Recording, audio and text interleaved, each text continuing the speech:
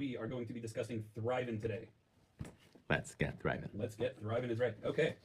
Rob G, how are things going for you today? Things are going okay. I'm excited for our first big. I'm excited for our first recording inside the studio. It's gonna be awesome. It will be, yeah. All right. So what do you want to talk about today? Let's talk about thriving first. All right. So when we talk about the thriving brand, where did this idea come from? What put this into your head, and what do you really hope to accomplish by creating this brand and seeing where it goes? Sure. So if you don't mind, I'm gonna back up a little bit. Um, so in order to understand like where thriving families came from, just the idea of thriving, it came from a long journey actually. I've been, as you know, involved in education in some way, shape, or form for over 20 years. Basically, the way I say it is that I've been involved with helping to inspire teens since I've been a teen, really, and it's always been a passion of mine. And the work that's done when it comes to teenagers, helping them to find a little bit more self-love, helping them to find what it is inside that stokes their passion, that makes them tick and like feel like they're aligned, really isn't a project that just happens in a vacuum. It's not like one day you wake up, you have that like one. They call them DMCs, deep meaningful conversations, and then all of a sudden, like, boom, you're done. It's a process, and the process has to do with teens. It has to do with their friends. It has to do with their environment and with their parents. And so, over 20 years, I've been involved in some way, shape, or form with their lives, and it's always been a passion of mine to see people light up, to ignite, to find inside of them something that makes them tick, brings them joy. And to be honest, so I've been doing that through wearing a different hat. It's been my rabbi hat, my rabbinic hat, as involved in what's called NCSY, and the National Conference of Synagogue Youth, and something called JSU, the Jewish Student Union, which is a branch of it. And what we do is we basically, create spaces for teens that are inspiring, that are opportunities for them to explore their heritage, to get to know themselves a little bit better, and to see in what way they want to make an impact in their own Jewish life. So that's where I had started, and then over time, it was about let's say about 10 years into the journey. So I had an opportunity to move to Houston, Texas. And it was a blast because I came to a place where they essentially needed a new, a new region to be born or to be reborn. There were about 200 kids who were like mildly involved, and they wanted someone to grab the reins and to redevelop it, redesign it, and to take it and to turn it into something exciting. So there's an entrepreneurial, I guess, itch that I have, that I had an opportunity to scratch, and I'm like, here I am. I'm going to come to this place and I get to start something new, to recreate. And so it started fueling like all of this like creative energy, this interest, and I was able with a team and a mild budget of let's say like $60,000 to grow within a couple of years into an operation that had 2,000 teens and a budget close to $1 million. And it grew, and it was exciting, and it was dynamic, and like you see so many kids being impacted during the years. And honestly, as it grew, so the organization grew, and then my responsibilities got bigger, and I found myself carrying on my shoulders a lot. It was holding a burden that was larger than I knew, larger than I understood.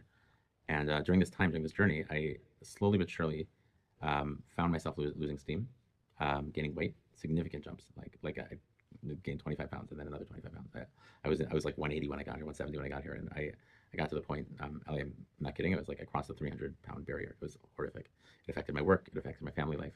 Like honestly, I have an amazing family and my kids are awesome. And I show them all the love that I can. But it was so hard to move. Like the energy it took was painful. And when I say that I was carrying more of a burden, so I had fundraising that was really heavy, and it wasn't why I went into this. I went into this to make a difference, and I find myself, focused on dollars, which obviously is extremely important. And like it was one step removed, and I kept telling myself, like, you put my passion into this, and it'll relay itself into the mission of the organization. And at some point, I didn't want to get out of bed. And here's the turning point. One night, my wife, Sippy, did something that I will forever be grateful for. And it was so soft-handed and so kind and brilliant. And I have to convey it. Essentially, she came up to me one night and she's like, Gershi, I just want to let you know, like I set up an appointment with a therapist. And I wasn't really sure like what that was about. And she's like, yeah, I'll be on Zoom when the kids are asleep. If you want to come, great. If you don't, like, don't worry about it. Like, I totally understand. I don't even know if I told you the story. I don't think you have. For having someone so close that I'm like relaying this and realize like, yeah. Anyways, so sit down together. I'm like, okay, I'll give it a shot. And we start talking. About 90 seconds in, as we're talking, I start to cry. And all the pain, financial pain, emotional pain, the pain of the weight, the pain of the finances of the organization, and not finding joy, it just like poured out. And like Tippy just sat there and like sat back. And I really genuinely think that she knew inside that like something wasn't aligned for me, and that it was affecting everything going on. And we always had an amazing home and family life, but it was like here she was. She set up the appointment for herself, quote unquote, and it just let me pour everything out, and that was it. And I finally recognized that I'd been depressed, and not just depressed. I'd been depressed for a long time. It was probably a good 2 years before that meeting even happened.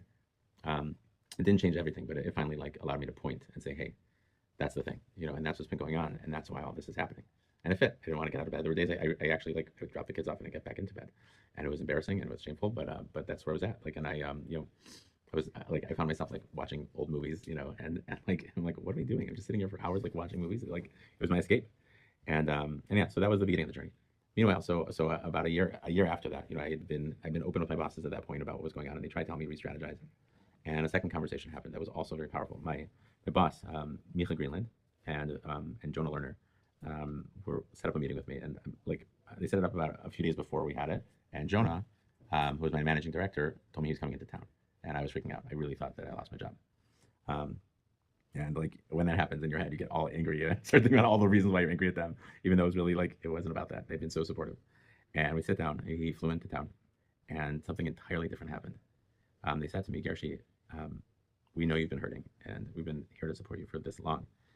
And it's not working. You're not getting better. There's something called the leave of absence.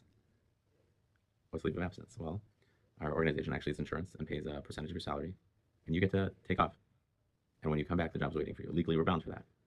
And we think you should take it and go get better. And it sent a message to me that was so profound for me, because it told me, here are people that I knew for almost 20 years already, 15 years. They loved me, they believed in me, they empowered me. And they were telling me, you didn't fail. You're not a failure. You're hurting and you need to get better. And we're here to wait for that because we want to see you on the other side. And I started the work. And I worked very hard with a therapist. Took about 6 months. It wasn't easy financially, by the way. Like the percentage of the salary wasn't enough to get through everything, but it was enough of a doorway open to fight, And during that time, I joke, I like gave myself like an MBA, and like not an actual one, but like spending all this time on podcasts, and I was discovering that there's an incredible wealth of information, really good, genuine stuff that's out there about life, and I found myself growing and building and starting to work out and to get healthier, and to get mentally healthier, and to grow my mindset, and learning about the ideas of abundance thinking and the law of attraction notions and healthy money living and all these different things that were like conversations that had never really been part of my lingo. And all of a sudden, like I felt empowered and ready. I know it's a really long, about 10-minute like background, but that was the start of this. And the reason why I'm telling you it is because the notion of thriving, this part I think you know very well, as we've been talking about it, is that it's a passion for me, and now more than ever. Having emerged from what I finally pointed to as what I think was a midlife crisis, whether you want to call it that or not, like that was the experience in the middle, like in my late 30s, and realizing that what I was doing isn't what I wanted to. And all of a sudden, I got my life back. And not only that, I got a stronger, more energized person who had more skills. And I learned things about myself that I never knew that I even had. And so here's this guy who wishes he could have hopped into a time machine and went back about 2 or 3 years and just looked at me and said, Gershi, it's going to be okay. And not only is it going to be okay, ride this journey, because it's going to take you somewhere amazing. And the journey's not done. Like we're still like in the baby phases of this organization, of this passion project of ours that we hope to like really build into something major.